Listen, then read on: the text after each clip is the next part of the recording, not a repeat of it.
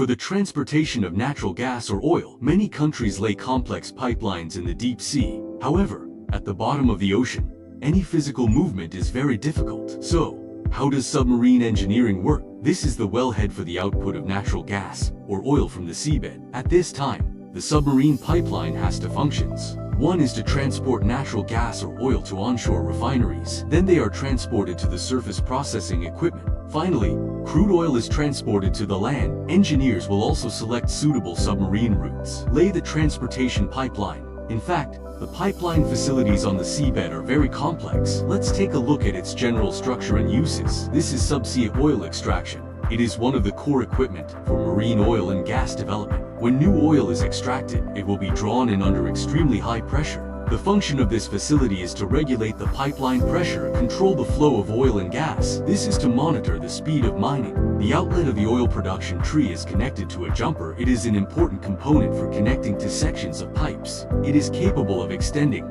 branching and turning the pipeline. It can also play a role in shock absorption and anti-corrosion. There are a total of 6 oil production trees in this unit. It's equivalent to a transfer station. Transport the collected paint to the next device. This is plant. It is also the terminal of the pipeline. It is the connection point of 2 different types of pipes. This is plumb.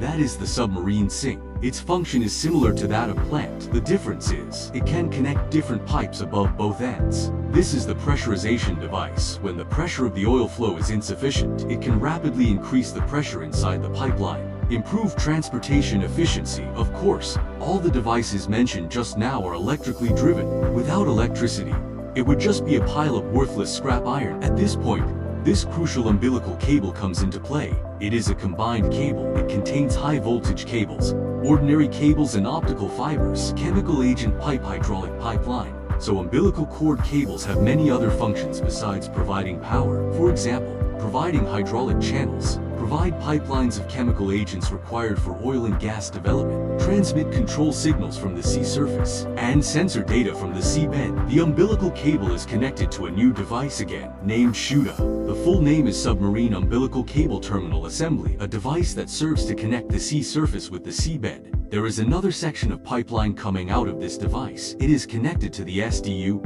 which is the Submarine Power Distribution Device. This device, it will distribute power to all devices of the system. This forms a closed-loop system. Here is a very important operational detail. The length of the pipe section sliding down. It must be synchronized with the horizontal displacement of the ship. Otherwise, it will cause abnormal stretching of the pipeline, or the problem of asynchronous welding. In addition, if the laying vessel is moored for too long due to ocean current problems, this section is an S-shaped pipe. There may be an excessive stretching phenomenon. The consequence is rupture and collapse. Quite troublesome. As a long pipe, when reaching the joint of another long pipe section, the robot will measure the misalignment distance, then cut off the excess part, then lift them up with a crane. Finally, connect them with mechanical parts. Of course, apart from mechanical connections, can also be done through underwater welding. However, the cost will be much higher. However, umbilical cord cables are different. It uses a drum boat. The diameter of the drum on the ship is very large. When laying, just retract the umbilical cord cable directly from the drum. Then it sank to the bottom of the sea. The last step is pipeline repair. Because the environment at the bottom of the ocean is complex and changeable, cracking is inevitable. At this point,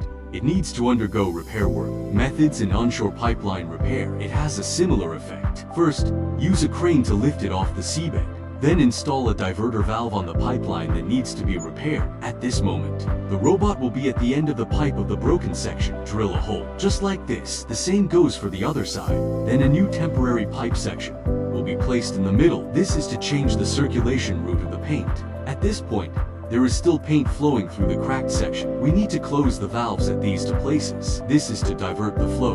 In this way, temporary pipelines will then become new circulation routes. At this point, there is still residual oil and gas inside the section to be repaired. To discharge it, several small pipelines will be introduced. Open the valve, then the remaining oil and gas can be discharged to the sea surface. The next step is to remove the broken section, then replace the pipes with new ones. After the connection is completed, then we can open the valve that was closed earlier. Bring the paint back to its normal circulation path. Finally, remove the temporary pipes. The repair work has been completed.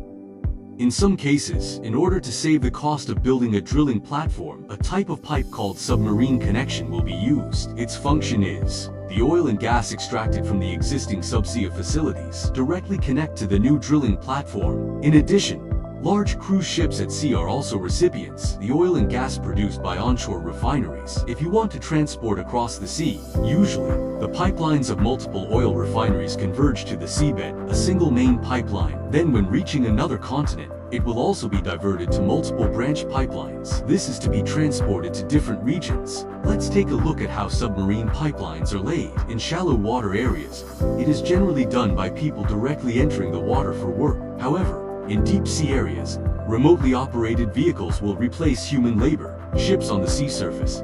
We use cranes to move the equipment slowly put it into the seabed. All these devices are equipped with positioning devices. This stage generally consists of 3 steps. First comes the positioning of GD. Then there is the hoisting by the crane. The last step is the fixation of the remote-controlled robot. Straddles are generally short tubes. After the crane lowered them down, the robot will follow the predetermined program, connect it to the connector of each device. The same goes for other pipelines. After being put down, the robot will align it. After all the connecting devices are completed, lay the long pipes. Engineers will first scan the seabed with professional equipment and soil analysis. Look for a relatively flat and stable underwater corridor. It is the foundation for ensuring the long-term stability of pipelines. After this, trenching for the lines will be carried out and landfill. It forms a smooth connection with the dug gullies. After all the work is ready, then you can start laying the pipes. Lay a medium diameter paint pipe, an oil laying pipe laying vessel, and trench digging vessel are needed, and more than 10 auxiliary tugboats for the operation form a large professional fleet. In addition, materials, equipment and fuel-powered ships, etc. There are generally 3 ways to lay submarine pipelines. The first type is traction laying. First, assemble the pipes on the coast into pipe sections 1 to 2 kilometers long, then it was towed into the sea. The other 2 are the S-shaped pipe laying method and the J-shaped laying method. These 2 methods are suitable for laying very long pipes. Long pipes are formed by welding multiple short pipes together. The parameter of the short pipe is half 1*12 meters. The material is steel, to enhance its wear resistance and corrosion resistance. It is usually also on the surface of the steel pipe. Add a layer of reinforced concrete. After the short pipes are welded together, it will be tightly wrapped with special materials. Make sure there will be no leakage or overflow. After the short pipes are processed on land, it will be transported over